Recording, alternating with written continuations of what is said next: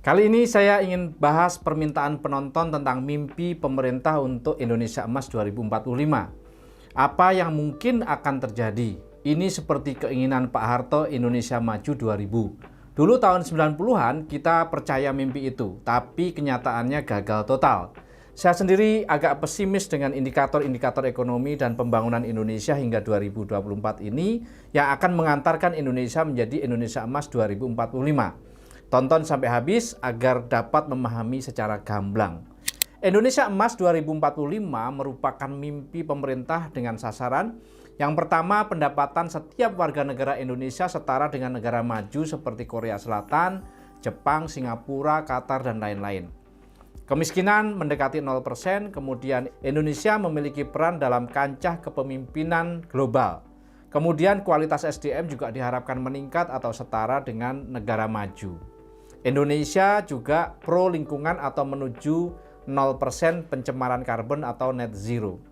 Masalahnya, benar nggak kita mampu mengejar pendapatan masyarakat Indonesia mendekati negara maju? Apalagi menghapus kemiskinan Indonesia yang saat ini mencapai 9% atau setara dengan 25 juta orang tahun 2024 ini. Angka yang hampir sama dengan jumlah penduduk Malaysia 2024 ini. Jangan-jangan visi Indonesia Emas hanya seperti mimpi di siang bolong. Tonton sampai habis ulasannya. Masalah lain yang berat adalah maraknya korupsi tidak hanya di pemerintah pusat tapi juga sampai menjadi budaya yang mengakar di tingkat provinsi, kabupaten, kota, kecamatan hingga di tingkat desa. Indonesia juga gagal dalam industrialisasi, maraknya produk impor yang tidak diimbangi dengan ekspor yang kuat, dan berbagai kebijakan pemerintah yang banyak menyulitkan masyarakat. Ketimpangan pembangunan juga masih besar, hingga masih sulitnya memulai bisnis di Indonesia di mana ranking Ease of Doing Business di Indonesia itu tahun 2023 masih stagnan atau di angka 73 dari 190 negara di dunia. Dengan rata-rata pertumbuhan pendapatan per kepala yang dicapai Indonesia sebesar kira-kira 5,1% di tahun 2024 ini, rasanya agak mustahil Indonesia menjadi negara maju di 2045. Bahkan sampai tahun 2045, pendapatan per kapita Indonesia diperkirakan hanya sebesar 14.981 pada tahun 2045.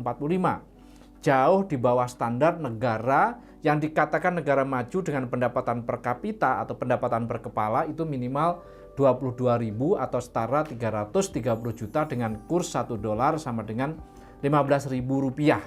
Ya, ini menurut standar IMF. Bahkan menurut standar Bank Dunia lebih tinggi lagi. Bank Dunia itu standarnya sampai 25.000 US dollar per kepala.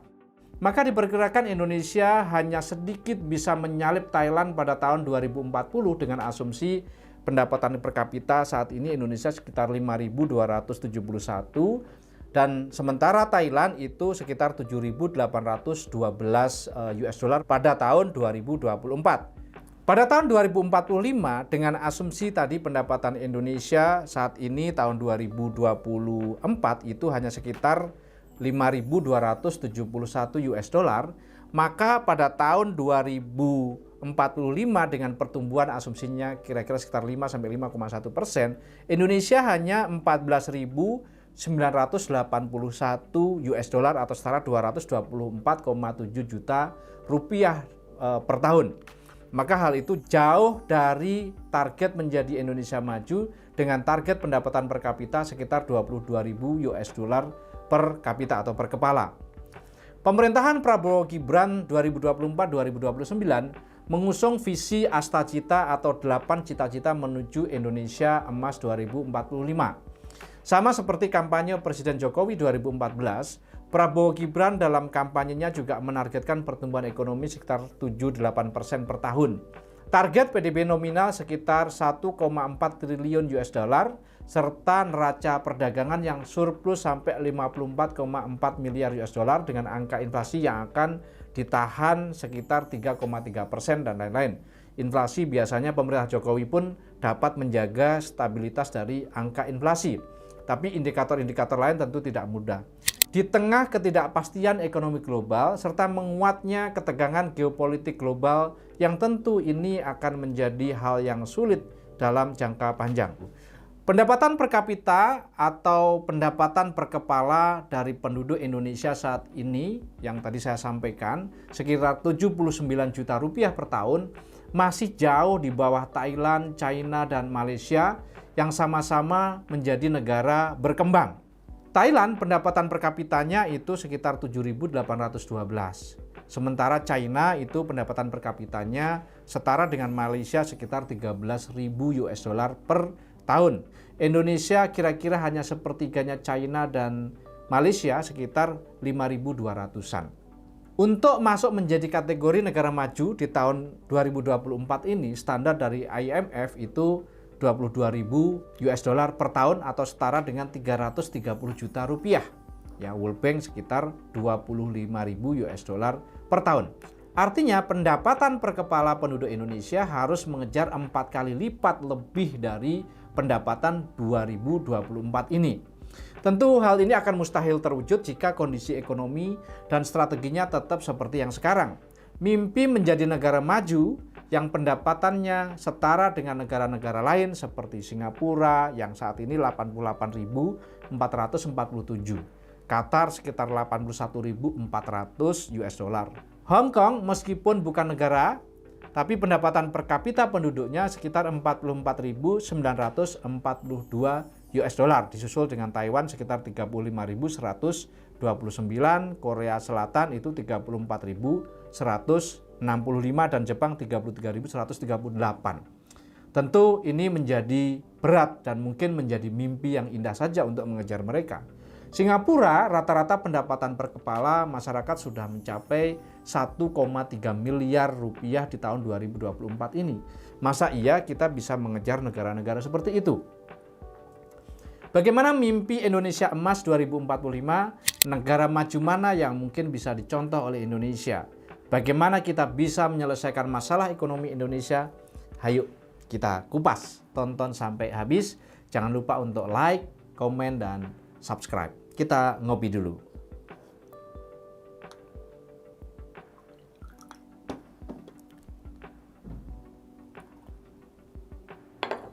Indonesia Emas 2045, saat itu Indonesia sudah berusia 100 tahun sejak 1945 Indonesia merdeka. Sehingga wajar jika kita berharap Indonesia yang sangat kita cintai ini menjadi negara maju. Korea Selatan yang merdeka bareng-bareng Indonesia tahun 45 saat ini sudah menjadi negara maju dengan PDB per kapita di atas 22.000 US dollar sejak tahun 2010 lalu. Asumsinya Indonesia tahun 1945 memiliki bonus demografi 70% usia penduduk produktif. Tapi belakangan kelompok usia ini tidak menunjukkan produktivitas yang diinginkan untuk mendorong pertumbuhan ekonomi Indonesia. Bahkan pengangguran usia produktif juga sangat besar. Bisa karena industrinya yang tidak ada karena tidak ada insentif, atau memang SDM-nya yang tidak bisa bersaing. Bahkan ini berpotensi menimbulkan masalah baru bagi Indonesia ke depannya, seperti ledakan angka pengangguran dan terjadinya jebakan kelas menengah atau middle income trap. Masyarakat naik kelas dengan tingkat pendapatan menengah namun tidak dapat melampaui tingkat tersebut untuk mencapai menjadi Indonesia maju, Indonesia negara maju. Bahkan ada risiko kelas menengah itu jatuh miskin kembali karena salah urus, ya, tidak punya penghasilan atau mungkin di PHK di tengah jalan. 4 pilar visi Indonesia Emas 2045 adalah yang pertama, pembangunan manusia dan penguasaan ilmu pengetahuan dan teknologi. Yang kedua adalah pembangunan ekonomi yang berkelanjutan, kemudian pemerataan pembangunan, dan yang keempat adalah pemantapan ketahanan nasional dan tata kelola pemerintahan. Bagaimana cara menjadi negara maju seperti Korsel atau minimal sama dengan China dan Malaysia, meski juga mereka ini masih negara berkembang. Mimpi menjadi negara maju atau Indonesia Emas 2045 kemungkinan besar akan kandas, tapi apa nggak bisa? Ya tentu sangat bisa sekali ya. Korea Selatan bisa melakukan itu. Pertanyaannya, kita mau nggak seperti Korea Selatan? Meskipun jangan juga kita fotokopi Korea Selatan.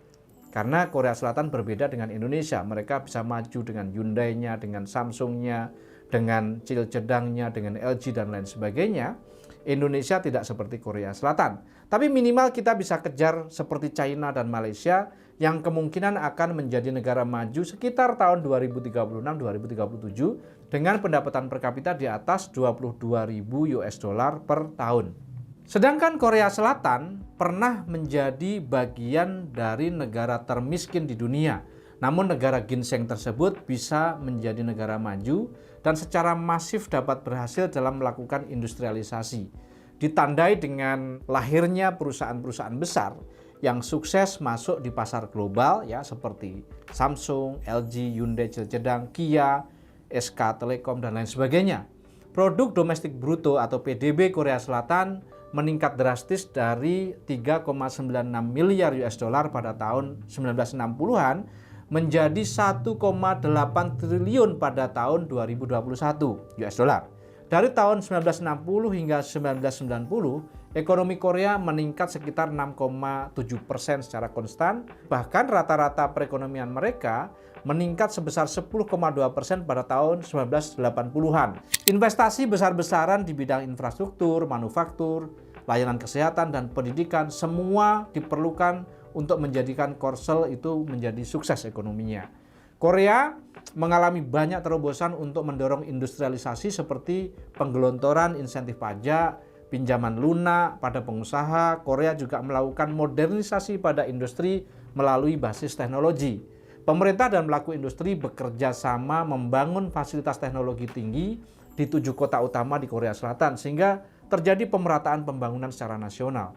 Tak hanya itu, Korea Selatan juga meningkatkan mutu atau kualitas SDM mereka dengan memperbaiki pendidikannya.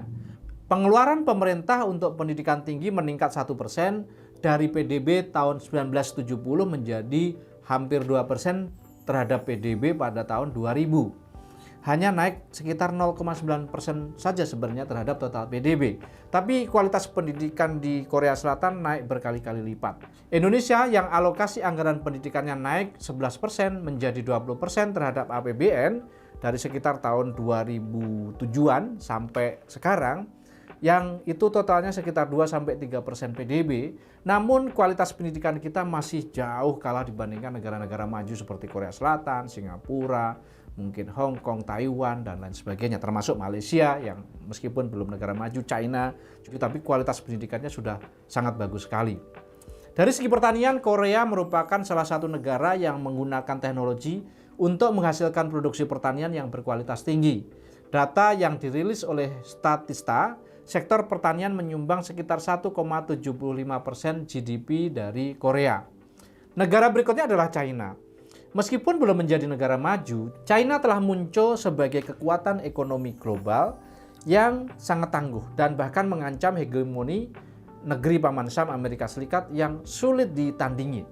Meskipun tahun 2024-2025 ekonomi China diprediksi melambat, dalam jangka panjang hanya butuh pertumbuhan yang konsisten 4% saja, China akan menjadi negara maju dengan pendapatan di atas 22.000 US dollar per kepala di sekitar tahun 2036-2037. China menjadi negara yang kuat karena reformasi ekonomi yang dilaksanakan sejak tahun 1978.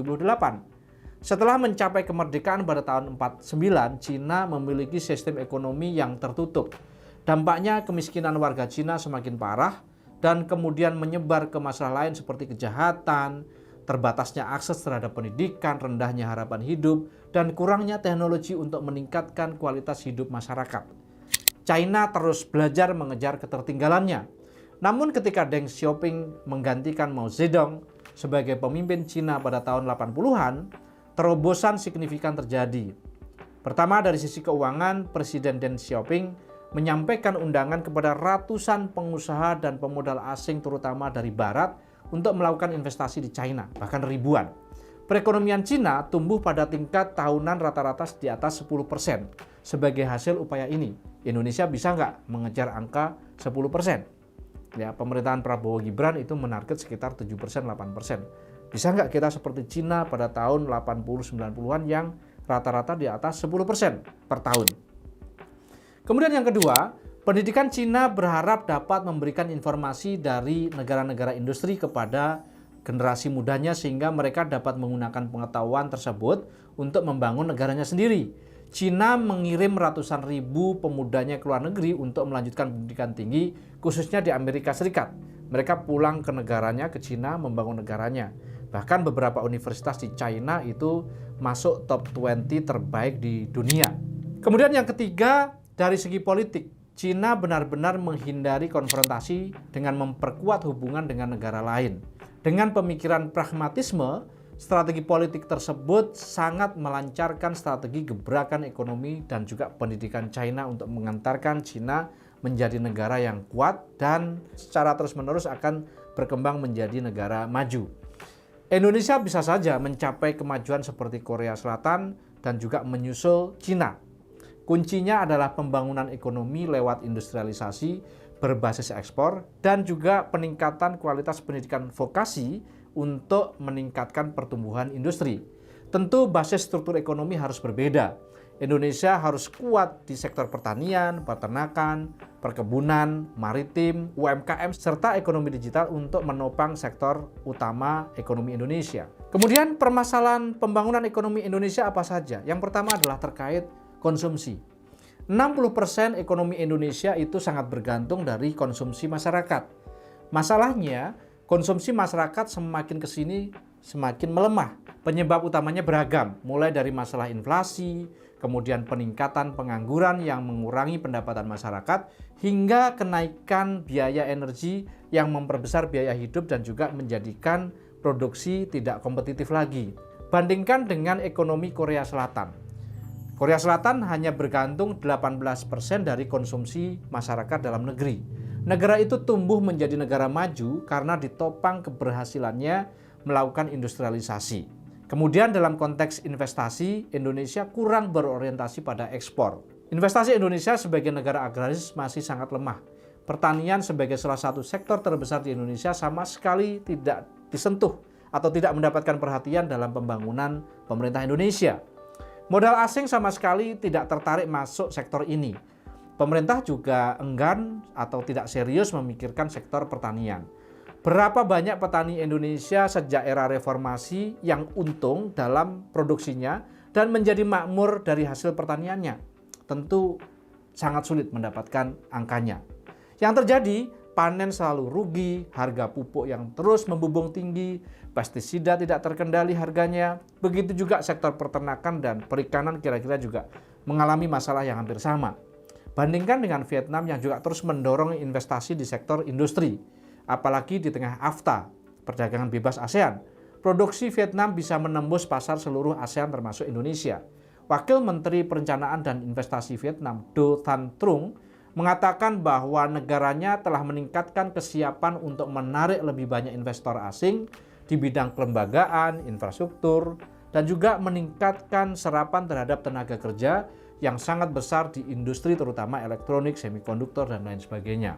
Kemudian negara yang masih terhitung miskin yaitu Bangladesh, juga salah satu negara berkembang di Asia Selatan yang juga disukai oleh investor di bidang manufaktur.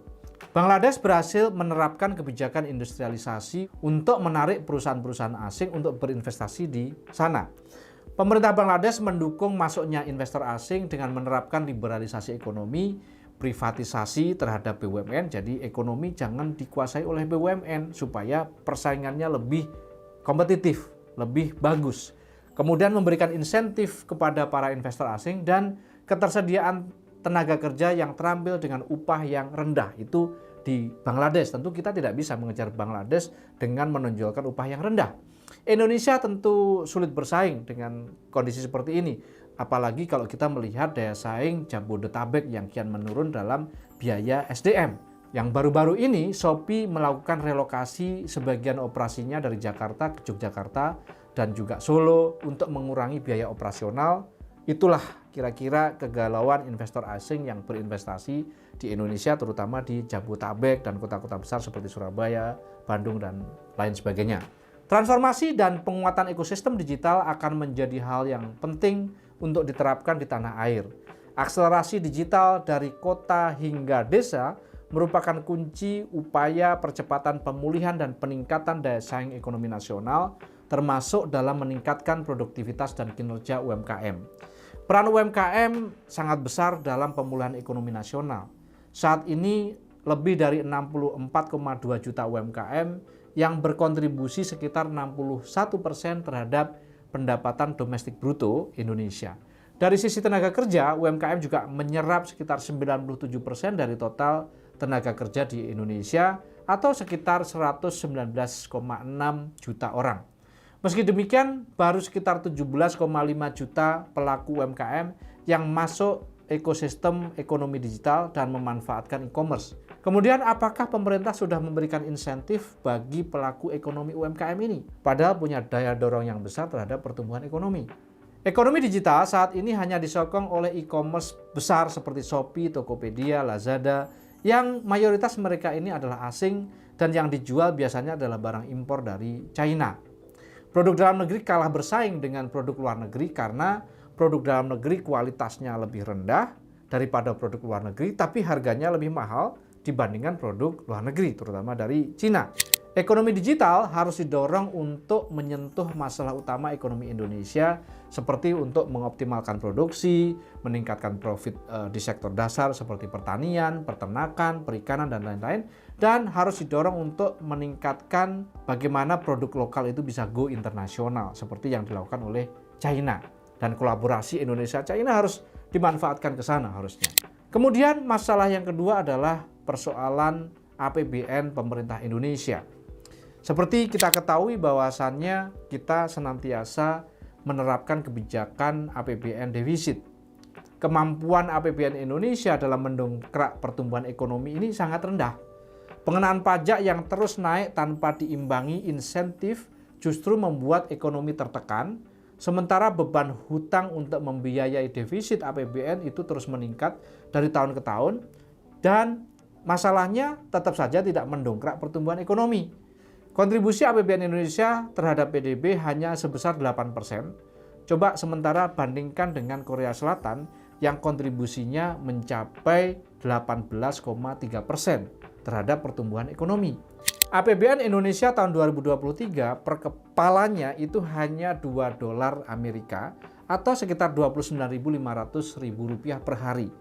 Belum itu kita menghitung apakah efektif nggak kebijakan pemerintah untuk alokasi APBN, apalagi terjadi kebocoran program. Malaysia dan Cina, kemampuan APBN mereka dalam mendongkrak pertumbuhan ekonomi itu 4 kali lipat Indonesia.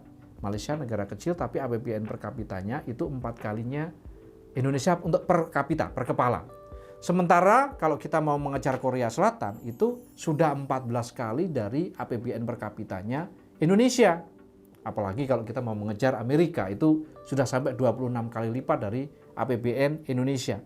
Indonesia itu APBN-nya hanya lebih baik daripada Brasil. Brasil itu hanya $1 per kepala, Indonesia $2. Tapi kita masih 50%-nya dari Thailand. Tentu saja aspek APBN itu menjadi berat bagi Indonesia sebagai penopang pertumbuhan ekonomi. Dan ini harus dicarikan jalan keluarnya supaya kemampuan APBN pemerintah itu minimal bisa setara China kalau kita ingin pertumbuhan kita juga lebih baik begitu ya. Tidak mungkin Indonesia itu mampu menjadi negara maju pertumbuhannya di atas 7%, di atas 8%, tapi kalau APBN per kapitanya itu rendah. Kemudian masalah berikutnya adalah perdagangan, ekspor impor. Surplus perdagangan ekspor impor Indonesia yang diharapkan menjadi pendorong pertumbuhan ekonomi tidak berperan secara signifikan. Ekspor utama dikontribusikan oleh sektor industri pengolahan yang sangat rentan daya saingnya dalam jangka panjang. Sementara sektor yang paling besar kedua adalah sektor pertambangan seperti nikel, minyak mentah, dan lain-lain. Yang ini lama-kelamaan juga makin habis ya, makin berkurang. Sementara itu ekspor dari sektor ekonomi utama Indonesia seperti pertanian, kehutanan, perikanan, home industry, UMKM itu sangatlah rendah. Di samping itu ada tren penurunan neraca perdagangan Indonesia 2023-2025. Artinya jumlah ekspornya juga makin lama makin menurun. Tidak adanya insentif ekspor bagi sektor ekonomi utama seperti pertanian, perkebunan, peternakan, perikanan tentu akan menjadi semakin berat bagi Indonesia untuk mengejar pertumbuhan dari sektor ini. Serta rumitnya proses ekspor dan mahalnya logistik juga membuat pelaku bisnis tidak berusaha untuk melakukan ekspor ke market global. Kemudian, tren ekonomi global yang sangat tidak menentu 2024-2030 tentu akan berpengaruh signifikan terhadap ekonomi Indonesia. Bagaimana pengaruhnya? Ekonomi global 2024-2030 penuh dengan ketidakpastian geopolitik. Kepercayaan pelaku pasar dan investasi akan penuh instabilitas karena adanya ketidakpastian hubungan geopolitik antar negara besar seperti Amerika, China, Rusia, termasuk terjadinya konflik Israel, Palestina, Iran, hingga Rusia, Ukraina, serta ketegangan China, Taiwan, Korea Utara, Amerika, yang semua berpotensi menyebabkan gangguan ekonomi global seperti konflik dagang, pembatalan dagang dan investasi, gangguan logistik, dan lain-lain. Kemudian yang kedua adalah fluktuasi nilai tukar. Stabilitas nilai tukar mata uang, rupiah terhadap dolar, rupiah terhadap mata uang negara lain akan terus bergejolak dengan signifikan apabila ketegangan politik itu terus terjadi. Hal ini akan mempengaruhi daya saing ekspor-impor Indonesia dan juga mengganggu suplai bahan baku produksi. Kemudian yang ketiga adalah fluktuasi harga komoditas. Perekonomian dunia sangat dipengaruhi oleh perubahan harga komoditas dan bahan baku seperti minyak untuk energi, harga logam, dan produk pertanian sebagai bahan baku pangan, dan lain sebagainya. Kondisi geoekonomi global 2025-2030 yang tidak menentu mau tidak mau akan menyeret Indonesia dalam kesulitan. Padahal 5 tahun ke depan ini akan menjadi fondasi penting pembangunan Indonesia menuju Indonesia Emas 2045. Untuk mengejar pendapatan minimal rata-rata penduduk yang mencapai di atas 22.000 dolar Amerika Serikat atau 330 juta rupiah per tahun pada tahun 2045, maka ekonomi Indonesia itu asumsinya harus tumbuh konstan sejak tahun 2024-2025 ini minimal 7,5% per tahun. Itu pun belum tentu kalau standarnya tahun 2045 itu tetap bahwa negara maju itu minimal 22.000 US dollar per kepala per tahun. Kalau mau sejajar minimal dengan Malaysia yang pertumbuhan ekonominya konstan 4,4%, maka Malaysia akan menjadi negara maju pada tahun 2036. Untuk sama dengan Malaysia, Indonesia harus tumbuh ekonominya secara kontan 13% per tahun mulai tahun depan 2025. Sehingga pada tahun 2036 Indonesia dan Malaysia itu sama-sama levelnya dengan pendapatan per kapita sekitar 22.000, di atas 22.000. Indonesia mungkin bisa sampai 22.800 US dollar per kepala per tahun. Tentunya untuk mencapai angka tersebut tidaklah mudah, bahkan tidak mungkin sepertinya ya dengan pertumbuhan ekonomi konstan 13% per tahun sejak 2025 sampai 2036. Dengan skenario bahwa ekonomi Indonesia sama seperti tahun 2024 ini, yaitu pertumbuhan ekonomi sekitar 5,1%, maka pendapatan per kapita Indonesia tahun 2045 itu hanya sekitar 14.000 sampai 15.000 US dollar per tahun per kepala. Ya, tentu bukanlah menjadi negara maju. Kita masih seperti negara Malaysia sekarang yang penghasilan per kapitanya sekitar di angka tersebut. Jadi 2045 Indonesia sama dengan Malaysia tahun 2024 dengan skenario yang sama seperti sekarang. Lebih jauh dari itu, Bank Dunia telah mengeluarkan peringatan mengenai kemungkinan terjadinya perlambatan ekonomi. Indonesia diperkirakan akan semakin bergantung pada faktor konsumsi dan APBN pemerintah untuk pertumbuhan PDB di tengah ketegangan geopolitik dan ketegangan ekonomi global. Jadi ya mimpi untuk menjadi Indonesia Emas 2045 menurut saya berat banget. Tapi apakah tidak mungkin Indonesia untuk menjadi negara maju? Ya sangat mungkin, asalkan kita bisa meniru China cara kerjanya, asalkan kita bisa meniru Korea Selatan cara kerjanya, tetapi tentu kelebihan atau keunggulan kompetitif, keunggulan komparatif kita berbeda dengan China, berbeda juga dengan Korea Selatan. Kita harus menemukan ya sektor utama kita adalah pertanian, perikanan, peternakan, UMKM, ekonomi digital, itu harus menjadi prioritas utama. Bagaimana menurut kalian? Apakah kita bisa menjadi Indonesia Emas 2045, menjadi negara maju? Ayo berikan pendapat kalian dengan komen di bawah. Jangan lupa untuk like, subscribe untuk mendukung konten Kupas. Saya Farid Subhan, salam miracle.